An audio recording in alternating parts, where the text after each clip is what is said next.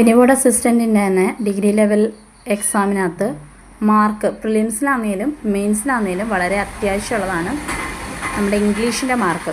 ഇംഗ്ലീഷിൽ ഒഴിച്ചുകൂടാനാവാത്തൊരു ടോപ്പിക്കാണ് phrasal verbs. Phrasal വെർബിൽ കുറച്ച് വേർഡ്സാണ് നമ്മൾ പഠിക്കുന്നത്. അത് ബൈ ഹാർട്ട് ചെയ്യുക. Pass off, to disappear gradually. Pass off എന്നാൽ ടു ഡിസപ്പിയർ ഗ്രാജുവലി. പതുക്കെ എന്തുവാ ഡിസപ്പിയർ ആയി പോകുന്നതിനെയാണ് പാസ് ഓഫ് എന്ന് പറയുന്നത്. ഇനി പാസ് ബൈ എന്ന് പറയുമ്പം പേ ആൻഡ് അറ്റൻഷൻ ടു, അതിനകത്തൊരു ശ്രദ്ധ നൽകുക അല്ലേ. പാസ് ഓവർ എന്ന് വെച്ചാൽ ടു ഓവർലുക്ക് ചെയ്യുക. പാസ് ഫോർ എന്ന് വെച്ച് കഴിഞ്ഞാൽ ബി ആക്സെപ്റ്റഡ് ആസ്, അതുപോലെ തന്നെ എന്ത് ചെയ്യുക, അക്സെപ്റ്റ് ചെയ്യുന്നത് അല്ലേ.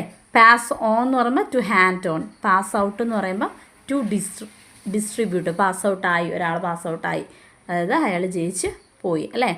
നമ്മൾ ഈ വേർഡ്സൊക്കെ എവിടെയൊക്കെയാണ് യൂസ് ചെയ്യുന്നതെന്ന് നോക്കുക. അതിൻ്റെ അർത്ഥം മനസ്സിലാക്കിയില്ലെങ്കിലും ബൈ ഹാർട്ട് ചെയ്ത് എന്ത് ചെയ്ത് ഇത് വെച്ചേക്കണം. എങ്കിലേ നമുക്ക് എക്സാമിൽ വരുമ്പോൾ അത് നമുക്ക് കൃത്യമായിട്ട് എഴുതാൻ പറ്റത്തുള്ളൂ. അപ്പോൾ പാസ് ഓഫ് എന്ന് പറഞ്ഞാൽ എന്തുവാ, to disappear gradually. Pass by എന്ന് വെച്ചാൽ പേ ആൻ അറ്റൻഷൻ ടു.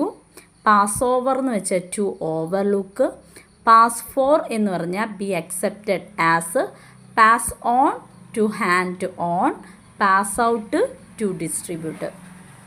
ഇത്രയും പഠിക്കുക. മലയാളം, ഇംഗ്ലീഷ്, മാത്സിനകത്ത് കൂടുതൽ ശ്രദ്ധ കൊടുക്കുക. നമ്മുടെ പ്രിലിംസിൻ്റെ 50 മാർക്ക് അവിടെയാണ് കിടക്കുന്നത്.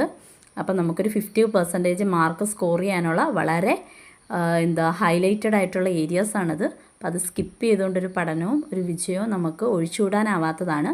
അപ്പം ഇംഗ്ലീഷിലെ ഈ ഫ്രേസൽ വെർബ് കൃത്യമായിട്ട് പഠിക്കുക. All the best. Thank you for every one.